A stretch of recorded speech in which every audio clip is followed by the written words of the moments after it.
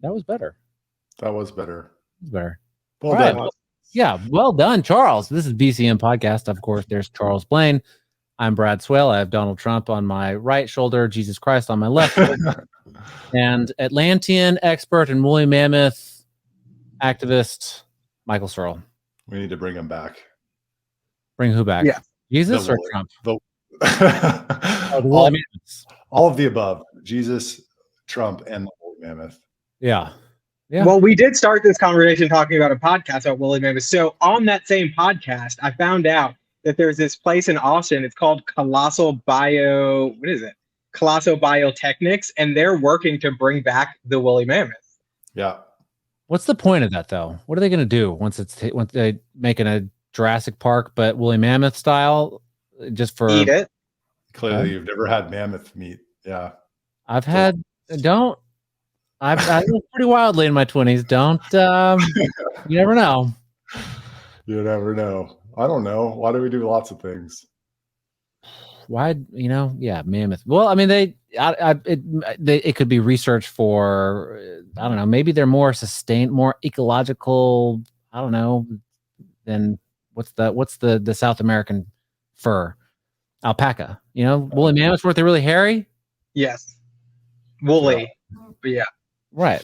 Well, exactly. So maybe it's better. Maybe, I don't know. There's a lot of reasons why they could be doing it rather than just pure joy and fun or for Michael's delight. But that's the most important reason. If they had a woolly mammoth in the zoo, would you not go to that zoo? I mean, I'd go once, but what am I going to go every day? I've seen how many times I can go to the San Antonio Zoo and see giraffes, and those things are cool, right? But all right, I see one and it's done. I don't need to see it all the time. Yeah. Well, the zoo no longer has pandas, so kind of ruin that for us. But did you know? Here's a geek fact for you all. There were 3 species of woolly mammoth on North America just 11,600 years ago. Not just 1, 3. There was the woolly, the hairless. I don't know. They were all woolly. I don't know their names. No, I was going to say the Pinta and the Santa Maria, but no. Oh, wow. All right. I like that. That's fun. No, I didn't know that, though. I did not know that. That is interesting. Mm-hmm. They hung out with the saber-toothed cats and the short-faced bears and the giant beaver and the... You literally, I mean, this is all fresh in your mind, Michael. So, how's everyone doing today? Everyone good? Yeah, I'm good. Good. Great. How's Brad? Brad's great. Here with my homies, just hanging out. I did KLBJ this morning. I'll be doing KLBJ every morning next week and then the next Monday.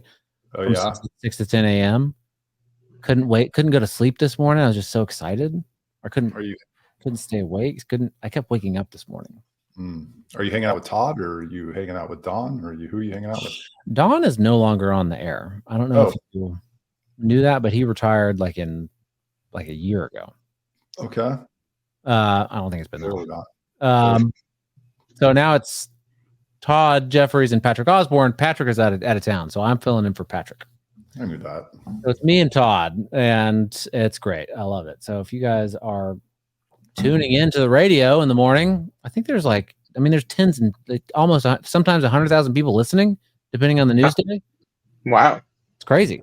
So you're going to plug BCM at some point. Well, that's what I'm doing here. I'm plugging KLBJ to the larger audience of BCM. Yeah. Speaking of people, give us a follow. You can find us on YouTube and on the Spotify and the Twitter, and you need to follow us. We got some sweet guests lined up, and they're not going to want to come on if we got not many followers. So we need some help. And we'll be having great conversations like about woolly mammoths and all the other things that come along with that. So. That too. Much to Michael's chagrin, this is not a Atlantean woolly mammoth podcast, though I'm sure we will have an episode like that one day.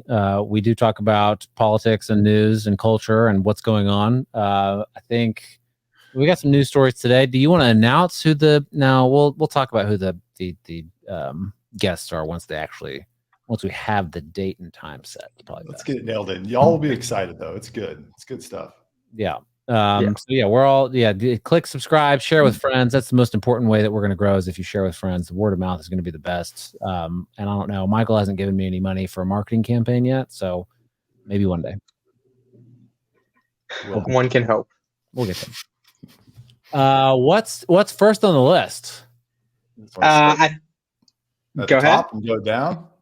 Let's do it. What's at the top? Republican mayors? Is that what we're starting at? Well, let's start with a video. I mean, because Dallas Mayor Eric Johnson has a lot of mayors. Well, few and far between. Sure. I'm curious what that is. I think there's a lot of reasons for it, but I think with Dallas Mayor Eric Johnson kind of making his recent conversion and also launching a Republican Mayors Association, his goal is to make more Republican mayors and start to change that tide that we've seen. I think there are a lot of reasons why, but you want to start with the clip and then kind of get into the discussion? Let's do it. Let's do it. More fiscal conservatives and law and order, people who have conservative principles, basically Republican principles, running for office at the local level, and particularly for mayor. We need more Republican mayors. We can't afford to let the cities look like they look right now. From San Francisco to Chicago to Philadelphia to DC, the news is filled every day with all this out of control, lawless behavior. It's because, again, it's a culture of lawlessness. It's lax DAs on the Democratic side, and it's local leaders, mayors on the Democratic side, who've just created this environment. Well, yes. Is this Michael? Is this a hint? Did you set Charles up for this? No, it's just the universe. It's God. The universe is telling me something. Right. So what's the story? So just in case people don't know, what's his name? Eric Johnson? Yeah, Mayor of Dallas. Mayor of Dallas. He was a Democrat, registered Democrat, and then he changed party affiliation to Republican. He served state house as a Democrat, and then became mayor, and then changed. Now he's a Republican. My question is, does this matter? Did his politics change?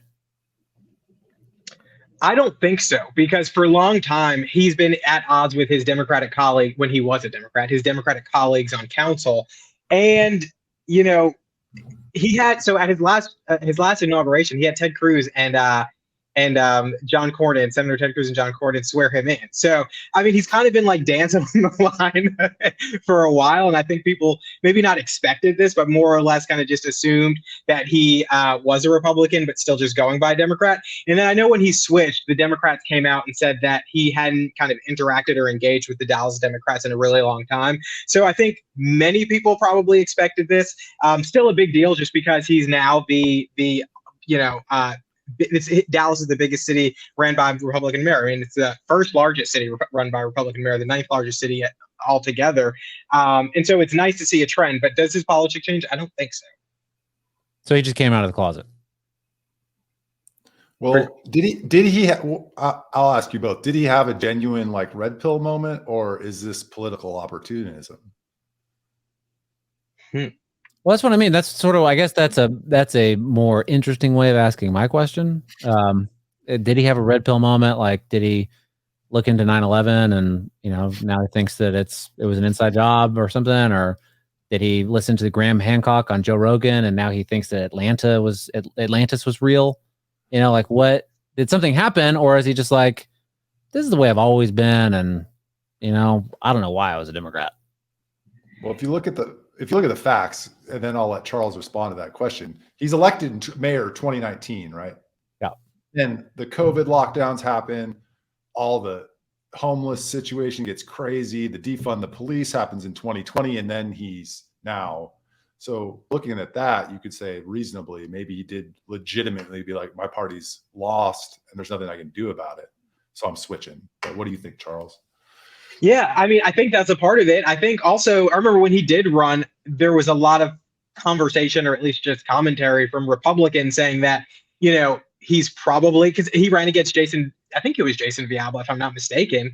And there was a conversation about who's better and who Republicans would support. And there was kind of like milquetoast support for him because he was the lesser of two evils. I mean, he was somewhat of a conservative Democrat in the legislature from what I heard. And so I think he had been trending there. And then you get to the point that you mentioned with COVID lockdowns, with kind of the national trends. I mean, we're seeing border sheriffs and people and DAs at the border changing parties. We're seeing it happen in the Hispanic community. Not so much in the Black community yet. Maybe he's going to kind of break that dam. We'll see. But I do think that you're seeing a shifting in the Democratic Party. And at some point, he probably just felt that he could no longer identify with him. I don't know if it was like one moment in particular, but I do know that during the defund the police thing, he got really into it with his council because they tried to move to defund the police. I think they might have been successful, but he was in opposition to that. More recently, he tried to cut taxes. I think he wanted to go to the no new revenue rate. His council fought him against that. He lost. And so he's been trying to do stuff and he keeps losing. So yeah, I don't know if it makes a huge difference though, because unlike Houston, Dallas isn't really like a strong mirror form of government. So it's not like he can just bring down the hammer and start passing all these conservative policies. He's still got to work with these guys. But I think for the culture, it might make a little bit of a difference. Yeah, I mean, I would think for the culture it would make. I mean, it feels nice, right? That there's a Republican mayor of a big city. I don't know. You know, it kind of sounds like this is just sort of the way he always was. Like he was sort of like he's fine with like a little social safety net, like but not too much, right? And then, you know, he wants public safety and wants to maybe protect the middle class, like maybe an old school Democrat. I don't know. Right. But that's not what they are anymore. They just went way too progressive. And so now he's all right. I'm just going to be a Republican. Is that what happened? Well, I think for a lot of older Black people, and I wouldn't say he's older. I mean, I think he's probably like 45 or something. But for a lot of older Black people, I think they felt that way, that they long sided with the Democratic Party. But with some of the stuff you're saying today, it's kind of a little bit beyond the pale. I mean, even look at Sean Theory when she supported the bill prohibiting minors from taking gender affirming care. She got ripped apart by people on Twitter, but she like kind of talked about it from her perspective in her community and saying that this is just not what I support. And she kind of laid out some really thoughtful reasons, but the Twitter trolls attacked her. But I think in the community she still gets support. So I think you have this like older Black Democratic contingent that no longer sides with the Democratic Party, except for many of them, it's just too hard to actually flip over and say that they're going to support someone else, unfortunately. Yeah, they're much more socially conservative. We have that with, or Houston's a little bit like that. Former council member here in Austin, she's an old school Black Democrat, and she's kind of the same style. I think in terms of effectiveness, switching parties on a body of majority Democrats, I don't know that it'll necessarily make him more effective. But if you look at like more broadly, what's plaguing our big cities, an ideologically conservative person is kind of what a city needs. Like we need to refocus on basics, public safety. We need to do it in a fiscally conservative way. And we really just need to fill potholes rather than solving every social ill. I think conceptually it makes sense, but then you got to think about implementation. He's isolated himself on a body that's, like I said, majority Democrats, so now he's not going to get anything done. So he would have been better if he was trying to be effective, staying in the party and pushing the same policies rather than switching. So the switching seems to be a little bit of a middle finger. And maybe he wants to run for something statewide. I saw a lot of suggestions that's what he's doing. Wait, didn't you? I think he was in the state legislature. He used to be, state legislature, but I'm saying, statewide, where maybe he's run, or a bigger office. Senator? Maybe. Governor? Good luck. Why do you say that? Why do you say good luck? Is that like a genuine good luck, man? I want you to do well, or is that like a good luck? There's like lots of people that want to be the next governor. Sorry, I put my name one. Dan Patrick. Oh fuck. When you said we need a conservative, whatever the problems in cities. I mean, I was really hoping that you'd say like we got to get rid of these EMBs. They're just fucking everything up. These urbanists, right? No, I mean, aren't urbanists the worst? But they're not. No, aren't they the worst? They're not. What you see in Austin is not urbanism. It is progressives It's progressivism disguising itself in urbanism. Hey, no true Scotsman isn't going to work on me. All right, bud. That's the difference. These are in most part, and I say this endearingly because I like a lot of them and they're friends, but these are on personal level, I get along with them as well. It's fine. Yeah, these are rabid progressives who want to social engineer the city, and not just on land use policy and transit, but on equity and all the other things. It's all tied together. You cannot divorce those things in their minds. Equity, environmentalism, minimum wage, workers' rights, all of it is tied into land use policy and high density and building an apartment complex, turning Terrytown into an apartment complex. Yeah, but Charles, do you understand that to be urbanism, or is that Austin's form of urbanism? Yeah, I think that's Austin's form of urbanism. I feel like they manipulated urbanism to kind of fit their needs. I think kind of genuine urbanism is focused more on, I mean, you find a lot of free market folks kind of in that urbanist community who are pushing for that stuff, who ideologically would probably be opposed to some of these progressives, but for on some of these issues like minimum lot sizes and, zoning reform and other things like that, permitting reform, these things that are genuine, that are really going to affect the cost of housing. Like, I feel like that's where a lot of urbanists keep themselves. And then where you can see this progressive shift is when they start talking about a lot of the social stuff. And then, like you said, tying it into urbanism, all for a broader form of social justice or racial equity or whatever it is that they want to call it. Yeah. Plus the political play. You know who likes urbanism? Real estate developers. Yeah, they do. And they can fund campaigns. So there's a nexus there that's happening in Austin. I don't know if it's happening in Houston or Dallas. That is intentional. Well, I just want to say, because I mean, I spoke with Nicole Nosek, who I believe Charles knows probably well, yep. Right? You're both on the board members of Texans for Reasonable Solutions. I mean, I think Texans for Reasonable Solutions is a lot more reasonable than, say, many of the urbanists and all. I'm not going to name names, right? But many of the urbanists, reasonable solutions. Yeah, it's politics. So, like, is it? Can I rely on the name? I don't know. But I have to ask, Charles. Yeah, I'm ashamed that I didn't ask Nicole when I talked to her on my podcast. Do you know Grimes?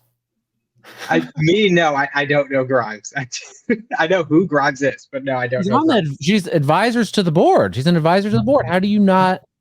Why would you join the board without the stipulation that you get to meet Grimes? Good question. Good question. Good question. Nicole, I believe, knows Grimes. So yes, you could have that conversation with her. I mean, listen, and I live in Houston, so the only people I know kind of are from. I mean, I actually don't really know anybody, so I can't even point to that. I mean, you're on the board with Nicole Nosek. It's you, Nicole Nosek, and John Mackey. What a board! What a board! How did you get that gig? Well, me and Nicole. I don't take it that way. You deserve it, but like, there's a lot of people that deserve a lot of things that don't get them. How'd you do it?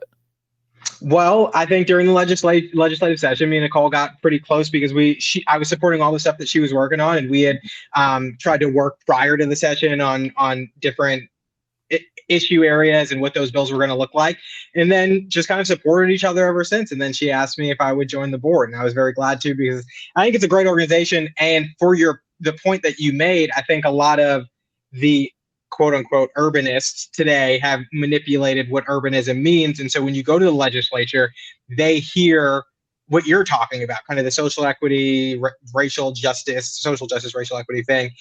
But the point is to kind of get them back to reasonable solutions, like talking about what actual land use reform looks like, why conservatives should support land use reform, why housing is unaffordable right now, and how we can use the free market to make it more affordable. And so I definitely wholly align with that. And when you have to go arm in arm with a progressive to convince them of it, so be it. But I think it's a great opportunity to steal back that language, if you will, and get people to understand. Hear, hear. I mean, I want Grimes on this show, like, with him on. Brad's very laser focused, but if you look at the policy there, the city of Austin has a rule that says if you have a lot that is smaller than 5,750 square feet, you can't build on it. Why should the city be regulating the market to that extent? If you're a conservative, you can have deed restrictions or neighborhood rules or whatever to regulate that if you want. But why is the government saying if your lot is not bigger? The government's saying everything else. All right. Like, I get it. I get your point, and I agree with it on principle. Like, in principle, but in practice, it doesn't work, because what they control all of the other property, all of it. They control all the other infrastructure, the roads, the road capacities, the water, and the electricity, and everything else, all of it. Mm-hmm. Right. And so, so they built out this infrastructure, and now they're saying, okay, well, this happened in the city of Austin. This is happening right now. I don't know if you're aware of this, Charles, but we have Leslie Poole's Home Initiative, housing options for middle income earners or something totally insane.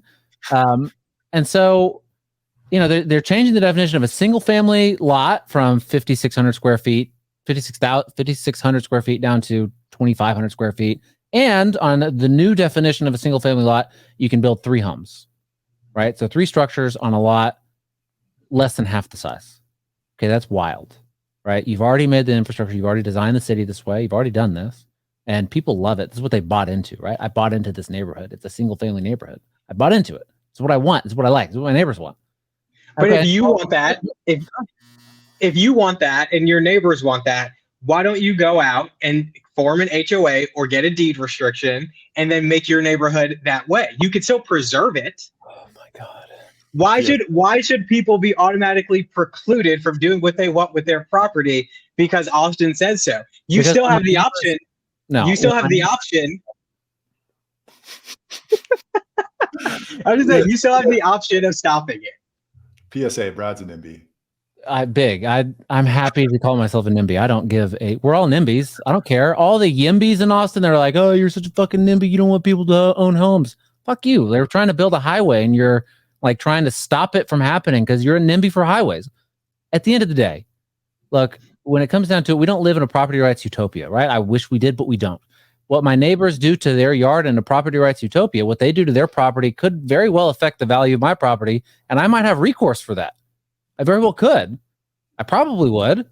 But in this scenario, what they do with their property that affects my property, because it's within what the city of Austin is saying is okay, I don't have any recourse. I can't do shit about it. Right? There's no property rights that I can exercise except for, like, well, now I can just build more on my property and fucking like ruin this neighborhood. You can get a deed restriction. And then to enforce it, I got to spend tons of money in this Byzantium, court system that I could lose. Like, it's not. That's not great. Look, if the city of Austin or whatever had started out, you buy the land, buy as much land you want, build whatever the fuck you want on. I don't care. That's the way it started. Great, but that's not what they're. This is all tied into, the UN Agenda 2030 and what are 15-minute cities and environmentalism and mass transit, and that's why they got to have Project Connect. If they have Project Connect, now they have to make everything dense because they're not going to get federal money if they don't make things more dense. Like, don't throw out good policy because a couple of people are using it to try to do something that you disagree with. Good policy on its face, in it by itself, is still good policy, regardless of who is, kind of manipulating it for what they want. To your point about going to the court system, the next thing you guys need to do in the city of Austin is what we did. Well, we didn't do it. They did it decades ago in Houston.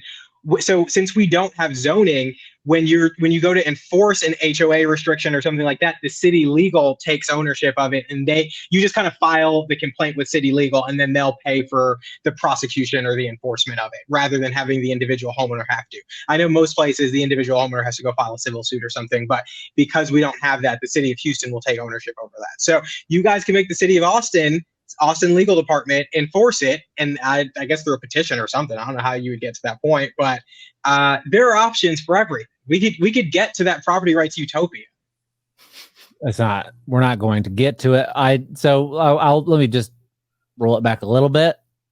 The Texans for Reasonable Solutions, Nicole Nosek, my conference, I think that was a better direction, like I said, than what the urbanists here in Austin. I think we're talking about local issues right now. I don't know, local and state. We're talking about Republican mayors.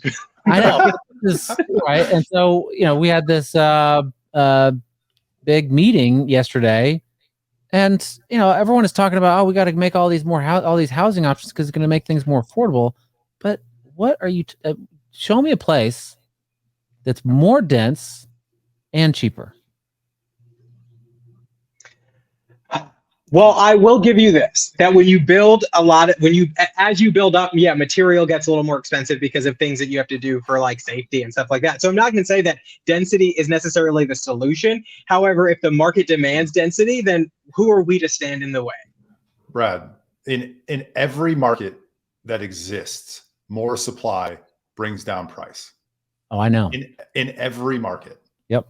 It applies to the housing market as well. It doesn't necessarily need to be dense. You could go the Judge Glock direction, who's like, greenfield, blow it up, build everywhere. You don't necessarily need to build dense housing, but in order to deal with the price, there has to be an increase in supply. And that's where agreed. 100% agree. Minimum lot size, you can get infill or multiple units or ADUs or like some of these more, I think, free market and reasonable solutions. The case for them is not density and you're going to have transit. The case for them is economic growth, free markets, property rights. That's why we do it, not because I want to train. Tell me, I mean, all that is great. You're preaching to the choir. Like, I am for those things, but we don't have those things, and we're not going to have those things with this change that they're doing. It's not going to have, like, Judge Glock is, a great guy. I don't know if people know who he is or not. He's with the Manhattan Institute. He wrote a book. I actually have it right here. The Dead Pledge, Judge Glock. He's not a judge. His name is Judge. It took me a little while to figure out, so I'm just clarifying for everybody. He's fine. I mean, density makes sense in some cases. Downtown Austin, dense makes sense. But throw some sprawl in there, like build out a little bit, have some municipal competition is what he also advocates for. Yes. At the end of the day, there's nothing. It's not. What I want is not going to happen. I'm gonna get railroaded in this. I'm gonna wake up. I'm gonna be sore. It's gonna hurt. I'm not gonna be able to sit down. It's gonna hurt that bad. All right. So, who cares? It's just not gonna happen. It's not gonna get cheaper. It's at the end of the day, it's not gonna get cheaper. No, it's not going to. It's not gonna work. Why is New York more expensive? Los Angeles, San Francisco, Shanghai, Tokyo. I mean, why is San Antonio less cheap? And well, I mean, New York is because you got only so much land. Same thing with San Francisco. They didn't go far enough. Is that what you're going to tell me, Charles? Yeah, no, I'm just saying, I'm saying you got this like small island. You can't keep building. I think sprawl is great. Like I'm a fan of sprawl. I think Austin should sprawl out too, but you have a lot of this land that's taken, I think, owned by the government for whatever reason that they don't let you build on. And I think a lot of cities, they do these belts around the city where they don't let you build. Like, let people build in the unincorporated areas. I think that is great. Houston is a sprawling metropolis that takes me 2 hours to drive across, and I love every moment. Yeah. Well, I don't know why you sound like a crazy person now. So edit that part out. Otherwise, you were on a roll.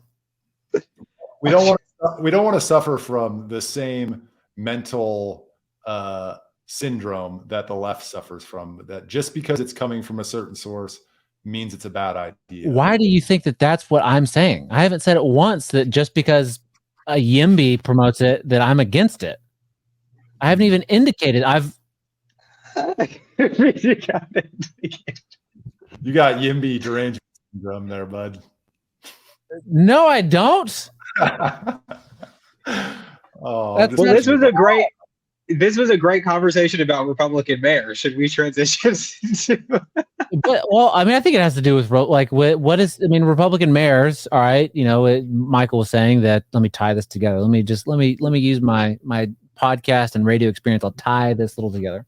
It's yours. I was talking about, this is what some conservatism is what cities need, right? They need a little bit of conservatism because they're going buck wild on all sorts of social issues. There's Trans Kids Day or whatever in Austin, right? It's half off to get your genitals lopped at the clinic. And so, all right, some conservatism is good. And last night in Austin, we just had this big YIMBY convention down at City Hall where people did this very performative act. They went and they spoke to their council members and planning commissioners. They spoke to them.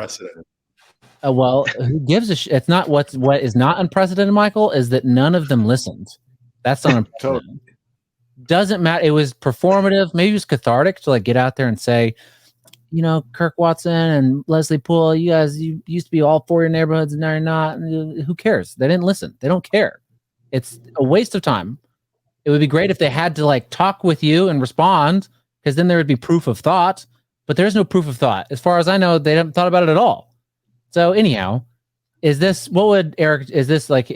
would a conservative fall on this? Because this is the direction that cities all over America are going, is more dense, more dense, more dense. Is it is it a reasonable policy that just happens to be catching on, that Democratic Mayors of America, that association, is really pushing, or does it have to do with UN Agenda 2030 and 15-minute cities, or is it somewhere in the middle? What would Eric Johnson or any conservative, if I ran for mayor in Austin, what would be the conservative thing to do? How would I approach this? I think the first place you start, and they always talk about it but never do anything, is the development process, the costs and the time associated with building. According to the National Home Builders Association, 27% of the cost of a new home, 27%, is government regulation and process. So if you could bring that down a little bit, you can protect your neighborhoods, but also address the cost side of the equation when it comes to housing. That would be an easy win for a mayor. But we have now 2 reports, the Zucker in Austin, we have the Zucker, and then they just did another report about how to streamline the process, and nothing will happen because they have their little fiefdoms in development services that don't want to give up power. And so that's where a Republican mayor could go. And that, right. They all ran on that in this last election cycle. We're going to clean up that process. Well, why the fuck didn't the last council do that? No one's going to do it. They've been saying it for a decade, but I didn't mean to interrupt. That could be something they can actually do. Yeah. And I think even on the idea about reducing minimum lot sizes. So, I mean, we don't have a conservative mayor in Houston, but I think the city of Houston is doing is they do these clinics with, I think it's like city legal and planning, where they go out to a community who does want to do a deed restriction, and they kind of work with them through the process to make it easier, to make it, less costly to do that. So they're giving you the tools and the resources to then protect your community if that's something you want. And so I think a conservative mayor would do something like that, would kind of maybe, move towards a permitting reform, do the development cost thing, but also maybe reduce minimum lot sizes, but make it easier for communities who do want to have some sort of protection, whether it's through HOA or deed restriction, or even something else, some other covenant that they want to put in place, make that easier for them and lower the barrier to be able to do that. So I think there's ways of splitting the baby here without just, throwing... Excuse me? What, pardon me? Without just throwing everything out, I've said my piece. Is that a thing? Split the baby? Yeah. Isn't that a phrase? Yeah. Okay. I thought that was crazy for a second. That's a phrase. Yeah. Is it? I don't think I've ever heard it, but I get it. That works for me. I don't know that I'll use it, but I know it. I'll use it. I'll figure it. I'll work it in. I was gonna say something and then I got distracted by split the baby. Gosh darn it. That's a good one. Gosh darn it. Whatever. I don't know. Maybe it'll come to me. Maybe it won't. Who cares? It could have been the best part of the show, but maybe not. Okay, no opportunity. What's next on the docket? Do we want to, or is this? Did we beat that dead horse? Did we beat that split baby? Yeah. Whew. You're talking about banks collapsing. Can we just talk about banks collapsing now? That's probably better than yeah. Then what? Splitting the baby and Michael, take it away. Oh, bank collapse. That's Brad. What are we talking about with the bank collapse? Let's see if I can do it justice. Brad will. So this week we had 4 of the top 5 major banks in the country. Wall Street's biggest banks. 4 of Wall Street's biggest banks take quite a hit on the stock market price, or on the stock price. They drop about 15%. Is that right? Year-to-date losses are staggering, with downward trends ranging from 15% to 24%, causing significant concerns for investors and overall markets. But I don't want anybody to fear. I know that sounds bad. Sounds really bad with what Sam Bankman-Fried. What was his bank? SVB, was that it? That was bad. We had Lehman Brothers. That was bad. Enron, other financial collapses. Right? Those were all bad. It sounds scary. That's what I'm thinking. Yeah. But folks, under Bidenomics, the unemployment rate has stayed below 4% for 20 months in a row, the longest stretch in 50 years. No one thought it was possible, but I know better than to underestimate the American people. Well, that's promising.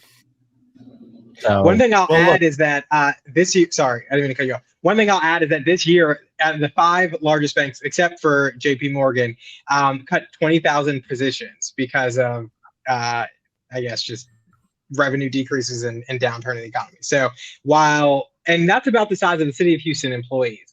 But 20,000? I think we're at 23,000. Yeah. But so they cut the city of Houston. What's that? That work for the city of Houston, that their paycheck is from the city of Houston. Jeez. Yes. That's awful. Yeah. I had that stat down, but here's the thing.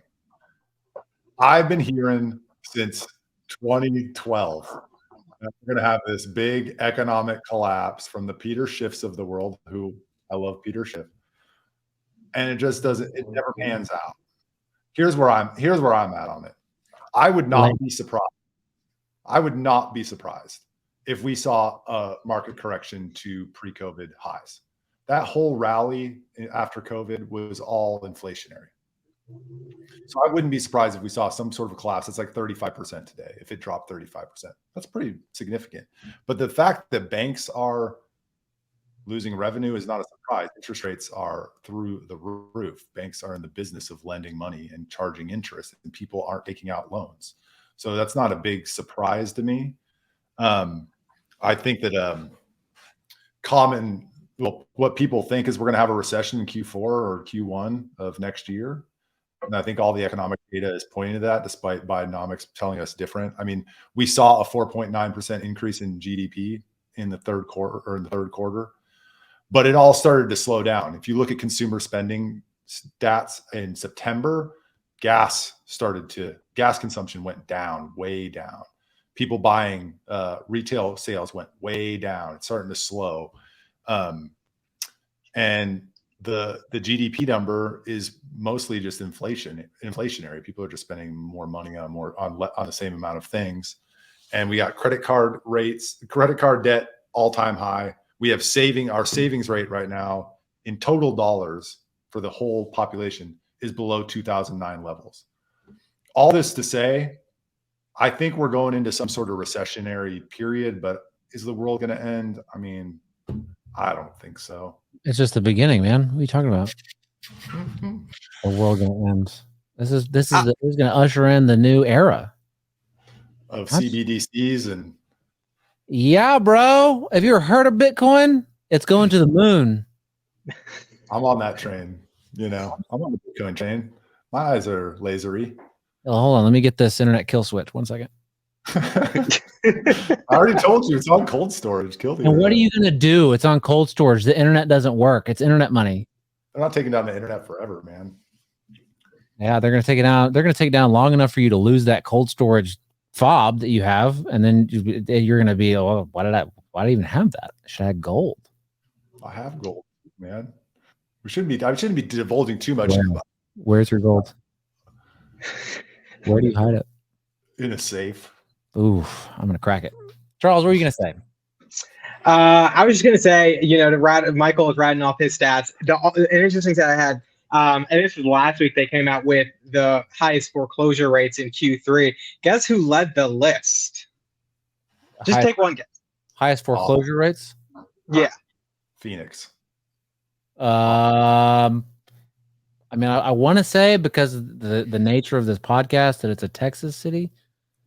You're getting close. And I'm getting close because it's a Texas city, or because it's close to the Texas border? Because it's a Texas city. well, I mean, you live in Houston, so that seems like the obvious answer, but Austin is kind of crazy, but I haven't read that about Austin. I feel like I would have read that. I'm going to go with Dallas. Houston. Damn it. Which is shocking because we've typically been a very affordable city. So we led the list with foreclosure rates. Next up was Atlantic City, New Jersey. Not surprising if you've been Atlantic City. But the bottom three, Cleveland, Bakersfield, Cleveland, Ohio, which is, I mean, the Rust Belt's been doing all right, but certainly more affordable than many major cities. I'm surprised to see that one. Bakersfield, California, and Columbia, South Carolina round out the top 5 list. And so overall, they were saying that foreclosure rates were very high in Q3, which is, not great. But I think I've heard that song before, right? Well, the foreclosures and something happened, right? What was the number? It came out recently. Houston was I forgot the total number, but it was 1 in 371 mortgages, I think it was. Yeah, in 2008, it was 8%. So we got a long ways to go. 8%? Yeah, I think so. Right. Well, like I said, don't fear because unemployment has stayed below 4% for 20 months. So the other thing with the housing market, is that we don't have these we have fixed rates. That's not the variable rate system that they had in 2008 that triggered all those defaults. It's a totally different climate right now. Plus, ain't nobody selling their house right now. There are 1 million less houses on the market this year compared to last year at the same time. And the reason is because people are locked in at 3%, 4%, 5% on their mortgage. They're not going to go try to sell a house now and then get in at an 8-9% rate. Well, I'm just going to wait for the crash and then start buying houses in cash. Yes.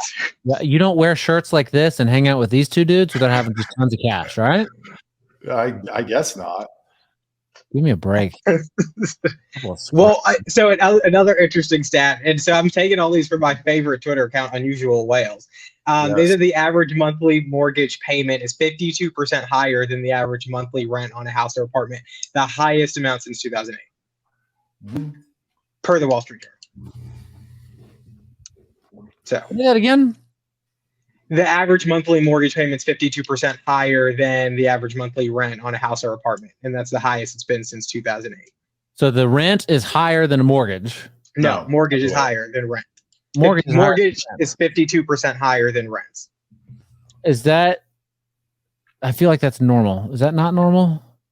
I don't know. They said it's the highest amount since 2008.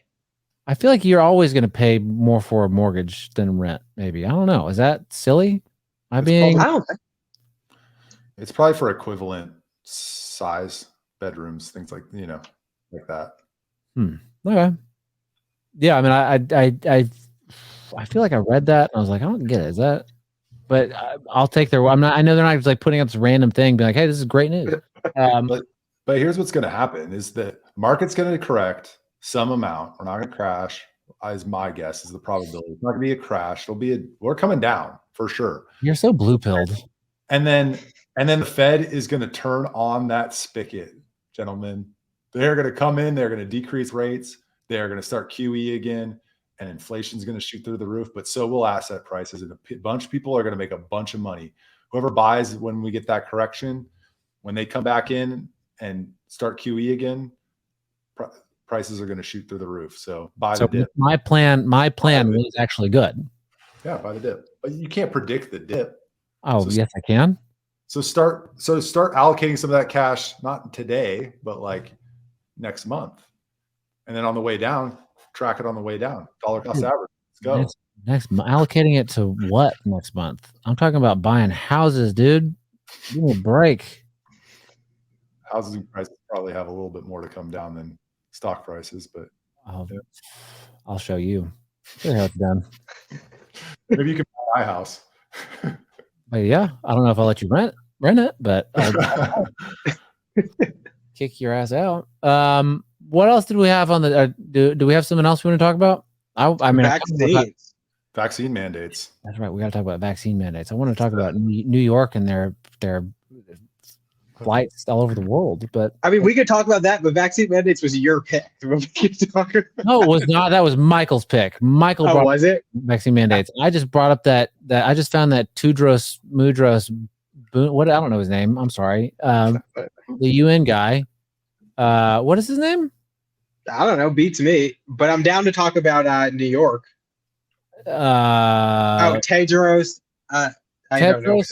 Tedros and I can't. Ghebreyesus. Better you than me. I can't see it also, so it makes it extra hard for me to read it. But well, whatever. I just found that video of him talking about the UN pandemic treaty. Is it fair to call it a treaty? I don't know. Michael probably has an opinion on that. And because it related to the vaccine, but he brought it back. We don't need to give the vaccine. We don't need to have listeners see how the sausage is made. All right. No sausage made. So are we talking about the state or are we talking about the UN? Well, you're talking about vax mandates, and I found that video because it related to vax mandates. Yeah, because what happened at the state? Tell me, Michael, what's going on at the state? I won't go into your story. I won't go into the sausage making, but the House passed that prohibition on vax mandates by private employers, like yesterday or the day before. Is it all vaccines or is it just COVID vaccine? COVID-19. COVID-19. Just the COVID vaccine. What did I say? Did I not say that? You said just COVID or all? Right. So just the COVID vaccine or all vaccines? Just the COVID vaccine. Well, there was this big pause after I asked it, as if I had said something strange, and it made me think that I misspoke or something.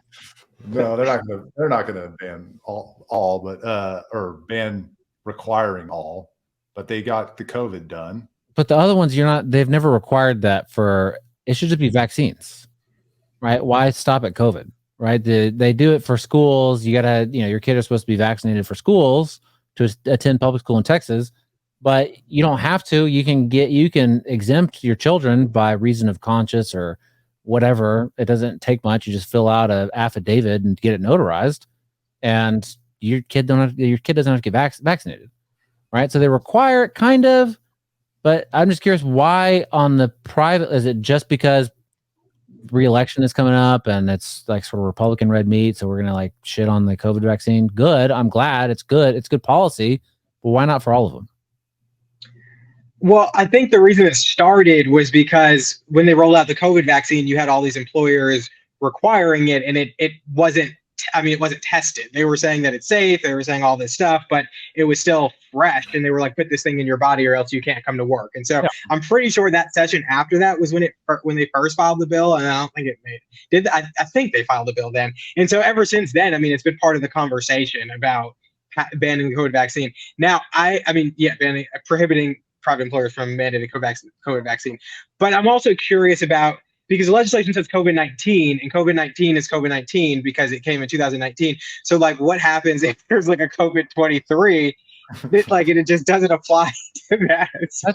That's kind of what I'm saying. Like, all right, COVID's sort of in the rear view at this point. Who in the hell is even talking about the COVID vaccine anymore? Besides, like, occasionally, I don't know, like your local insane person.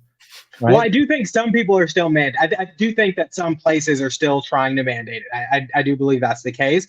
But I'm just also curious about, like, that's one variant or that year's variant. So I'm like, I don't know. Why wasn't it just COVID? Right. That's sort of what I'm saying too. Like, is it like, don't you think that it's a little bit like short-sighted, right? There's going to be that clip of Tedros, whatever his name is. God, I'll get it. I'll learn it one day. He's talking about there will be another pandemic. It's not about if, it's when, right? Okay, well, they're going to roll out another dumb vaccine then, and they're going to, try to all right, well, now we have this law in the books in Texas for the COVID-19 vaccine, but now we have COVID-24 is just a couple months away, right? And are they going to do a vaccine? Are we have to do, like, wait 3 more sessions for that bill to come through? Yeah, so the latest data, 3% of Americans have gotten the latest booster. Exactly. So why are they wasting our time with this? But the mandates are, I think, related to the first 2 shots, probably, I would assume, not every booster. And come on, let's give them a little bit of credit. They got it done. Private employers can't require the COVID vaccine. And now they have a framework should another pandemic arise and another, meekly tested vaccine be forced on people. They have a framework for prohibiting future vaccines. But I sent you that video. What do you guys make of the argument? Well, why shouldn't a private employer be able to do that? They're a private business. Why can't they mandate their employees have vaccines? And why? Which video was that? That's the Brian Harris Advanced Skin one. Okay, you want to watch it? Let's see what he says, and I want to see if you guys buy it. It's really out there is, well, Brian, you say you believe in small government. If private businesses want to mandate the vaccines, why don't you let them? Isn't that a small government position? And I'm very sympathetic to that argument, because I'm one of these people that when they come and say, hey, Brian, should the government do? And I'm like, let me stop you there. The government probably shouldn't do that thing. Yeah. But in the case of vaccine mandates, the only reason we ever had them in the private sector is because of bad government action, primarily through the PrEP Act and others that created a liability shield for employers, letting them shift all the risk to the employees. The free market didn't give us private sector COVID vaccine mandates. Those are results of government action, and it's very right and proper for states to protect the individual medical freedom of their constituents. And I'm not going to stop about this fight until every Texan has medical freedom from COVID tyranny. I mean, what was the thrust of his argument? That all of the burden of the responsibility was on the employer, the individual? I think he's making the case that the mandates themselves were the result of government action, and therefore it wasn't the employers themselves just saying this is what's best for my business, so they need to respond to I thought it was kind of a dodge. I couldn't really comprehend the point he was trying to make, as you can see as I'm trying to articulate it. Surely some businesses mandated it because they thought it was best. Probably. I think I didn't really understand the argument either. I think what he was saying was that partially what Michael said, which was that the mandates were initiated by government because of some sort of like putting the burden on, or putting the responsibility or whatever on the private person, the employee. And so because they initiated that and forced employers to shift that onto the employee, this is kind of reversing that and shifting it back on to government to prohibit the private sector employer from mandating it. So I don't know if that's exactly what he was saying. That's kind of what I inferred, but yeah, I'm not sure. Well, I mean, I think that right. In this case, where if your employer, you already have a job. In the case that you already have a job somewhere, and then your employer says, "Hey, you have to take this vaccine." I don't care if it's an experimental vaccine or a quote unquote tried and true, whatever, totally safe vaccine. Which take your pick. I don't care. Like, if your employer is going to say, hey, you got to take that now or you're going to get fired, well, your employer better be on the hook for any damages that could happen. And I'm talking about any damages. I don't care if it's, the sniffles and you got to take a few days off. You're going to get paid for those days off, or you get full-blown autism, right? They are paying for you for the rest of your life, right? Like, that's that. But I think when it comes to, all right, this is a new job, and they say, well, to work here, you have to have these, vaccines for X, Y, Z reason. I have a hard time. I don't think I would want to work there. I have a hard time thinking, okay, why can't they do that? The best I can come up with right now is that, like, you don't have a right to not get sick. Like, it's not on me to make sure that you don't get sick, right? I'm going to take a vaccine for my health, not for yours. At the end of the day, I don't want you to get sick, but it's not my responsibility. And there's nothing I can do to change that. Like, you're going to take care of yourself or you're not. It's not my job. Right. So I don't know if that sort of where that fits in, but that's sort of my initial thought. Well, and I think some of what you said just kind of reminded me of something, and I'm not a vaccine policy expert, so I could be getting this somewhat, at least partially wrong. But I know that there is, they severely limit the liability for these vaccine makers for if there is something that goes wrong. If you get the sniffles, whatever. What's that? Say that again? No liability. Right, no liability. So if you have, so since government is the one that is protecting them, I think what he might be saying now, it might be making a little more sense to me. Since government is the one that's protecting them from that liability, he's now saying that it's appropriate for government to step in and not allow employers to mandate you take that vaccine since you have no repercussions. You can't necessarily sue your employer, I don't think. You certainly can't sue the vaccine maker. So you really have you have nothing you could do if you were to fall ill because of it. So I'm assuming I guess that's where he was going. That makes sense. Yeah. If the government's going to be on the hook, then the government gets to call the shots. So wouldn't the now alternatively, go ahead. Would the response to that be to remove the liability protection? Yeah. That's what I was just about to say. I was going to say alternatively. Michael, you're talking about a utopia here, all right, bud? We're not getting there. Here's my take on it. I always need to be protected. I get that argument, I guess, but I think conservatives need to drop the Milton Friedman, like being Milton Friedman sycophants a little bit here. The free market has perverse incentives built into it. One of which is to corrupt governments to do your bidding or to protect you from liability. One of which is to engage in wars. And we got to drop this idea that the market is the end all be all, because there are incentives to do things that are bad for people in addition to doing stuff that are good for people. The market obviously has an immeasurable amount of benefit, but it also has on the fringes, pharmaceutical companies going up to DC, pouring the money all over them, conservatives and Democrats getting liability protection from their products. And that's the market driving that. So we got to I think at some level, we got to recognize when the perverse incentives are at play.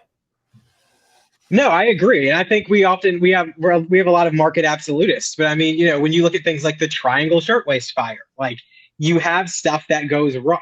The what? Wait, Michael, you know what that is, right? Did you say Triangle Shirtwaist Fire? Yeah. But okay. Well, I don't know. It's something it was ingrained in us in the Northeast when we were kids. So it was a factory in New York, maybe on the Upper East Side or something. And at night, and they would lock the doors so that the garment workers couldn't leave. They would have to just keep working all day, and they would make garments. And so because they would lock the doors to kind of increase productivity, not let them go out for smoke breaks and stuff, they would smoke while they're making the garments. And so somebody was smoking, dropped a cigarette in the garment. The whole place caught fire. 146 people died because they couldn't get out because the doors were locked. And so, I mean, the incentive there was that they were just trying to generate as much revenue as they can, and they didn't have safeguards. And then it led to a whole reform movement after that. But the underlying point here is that, like Michael's saying, there's sometimes these incentives there that could lead you to cut corners and do bad things. And you got to put some parameters in some places sometimes. I mean, being a market absolutist is great, but then, it could also lead to 146 people perishing. Or millions of people getting a experimental vaccine stuffed in their arms when they don't want to.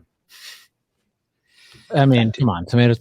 Come on, it's all the same, Michael. It's not a competition, all right? Like fires and experimental vaccines, both are terrible. Why you got to one up? Yeah.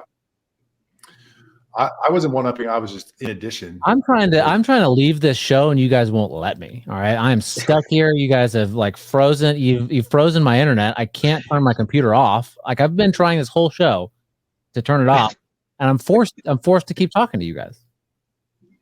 It's like the Twilight Zone. You're stuck in this universe forever. I'm gonna light my house on fire to get out of it. So you don't want to go to New York plane tickets? Yeah, no, we can talk about that. I'm kidding. Stop. So yeah, well, I mean, we'll make it quick because we're trying to keep the show at an hour. I know that I've gotten a lot of emails saying you guys need to go 2 or 3 hours, but for our sake, we're going to do 1 hour.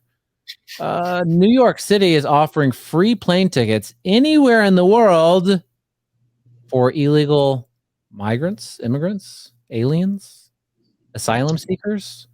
What else are they called? What's another word? What am I missing? There's so many names. Aliens do not need plane tickets. They have UFOs. Oh, bringing it back. This is Michael's show now. Tell us about aliens. No. Let's talk about plane tickets.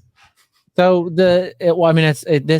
it's kind of crazy, right? Because I don't think that DeSantis and Abbott and like the border mayors that have all sent like thousands upon thousands of migrants up to New York City and other sanctuary cities, but especially New York City, I don't think they quite imagined how well this ploy would work when they started it. Like it's worked out gangbusters, right?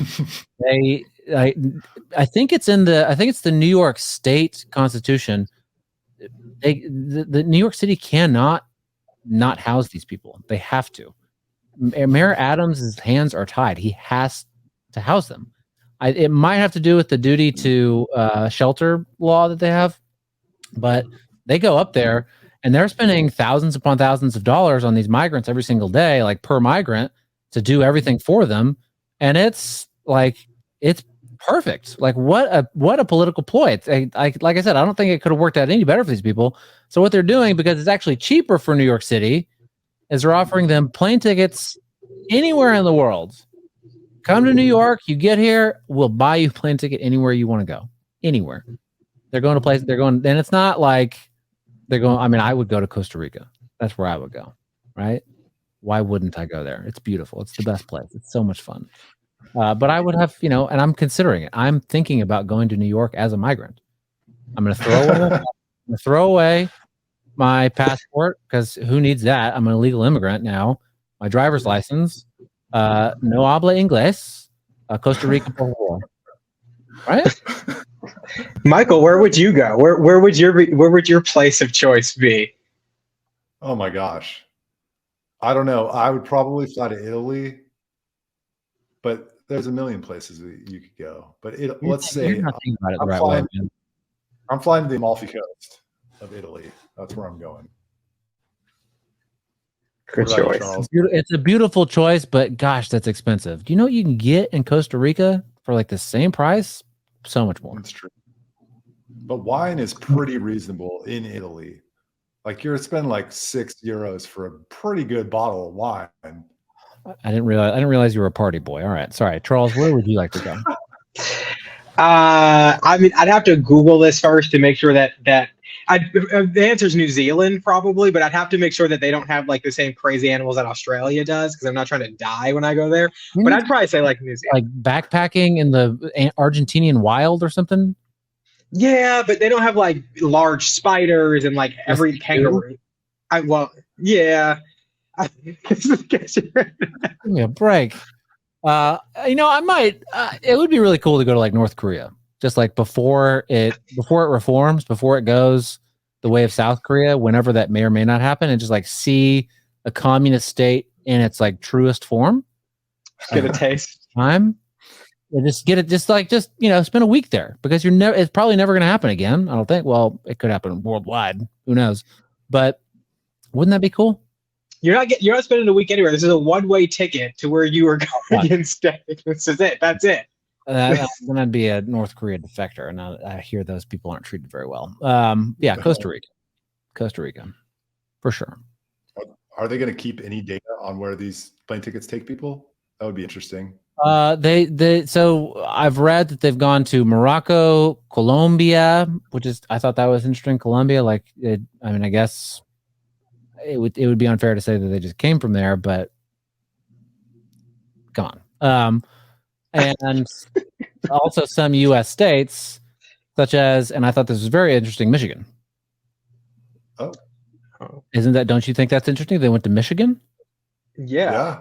I do. What immigrant community is very large in Michigan? African Muslims, right? Somali? Yes. Dearborn, yes. Dearborn, Michigan. Right. So you got these illegals that are crossing the border. Everyone thinks that they're, Hispanic or Latinos, Latinx. And well, it turns out that maybe there's some others, right? I think that's interesting. Yeah. Yes. Well, I think you have a lot of, a majority of people who are coming across the border, yes, are Latino, but I think you do have a lot of people who are coming from like even Haiti and coming down through Latin America and then coming up. I think there's a large Haitian immigrant population that is it Venezuela they went to, and now they're coming up. So you have a lot of those folks coming up through as well. Did you know that in the Atacama Desert, they just have a line of military, I believe it's Peruvian military, just stopping them from coming forward because they're like, we can't take this anymore. And so if they get past that, then they can keep going and get up here. But I don't know why you would go to Colombia. I feel like I'm not sure why they would go to Colombia, because I feel like if you're coming up through Latin America and you're making that treacherous journey, why hop on a plane to just go back to Latin America? I don't understand that. People like me. It's just one nice weather. Well, they're not real migrants. They're gaming the system, and they want to go to Colombia. It could be like hiking the Appalachian Trail, right? They do this. It's like a cultural thing that they do, right? They hike this trail all the way up to America. They make it to New York, and they get a free plane ticket back. Right? Could be. I mean, it could be. It's probably at least one person with that idea. I will buy you a plane ticket to Colombia, and then I want you to make the trek and go to New York and get you a plane ticket back home. So, okay. Are you paying for everything or just the plane ticket? Just the plane ticket. You got to figure it out once you're there. That's not going to work. All right. Well, is there anything else you want to sign off? Yeah, I think we hit everything that we meant to today. We hit 4 topics, which is amazing. Oh my God. And we're very close to an hour. Just an hour 6. Look at that. We're getting professional, boys. Let's keep it up. Keep up the good work. Let's tell everyone how they can find us. Well, first off, as always, you need to subscribe to the show and share it with friends. As I said at the beginning, subscribe. Click the subscribe button. I think it's down. They point to it in the YouTube videos. I think it's probably down there, somewhere that way. No, one of the directions. Anyhow, right. So yeah, do that. Share it with friends. We'll have it on YouTube, all the pod catchers. I think that's what they call them. Yeah. Find me on Twitter at Brad Swale. It's in the thing there. You guys do your stuff. Plug your things. I'm at CJ Blaine 10. You can find me there on pretty much anywhere, social media, Twitter. That's where I usually talk to most crap. What? LinkedIn. Oh, it's LinkedIn too. That is my LinkedIn name. Michael? Find me on Twitter. You can find me on Twitter at msearleatx on Tuesdays exclusively. I will be posting about ancient civilizations, woolly mammoth, climate change during the last ice age. He's not lying. He's being very truthful, right? So subscribe on Tuesdays. All right, guys. Thanks a lot. Good work. Talk to y'all next week. Thanks.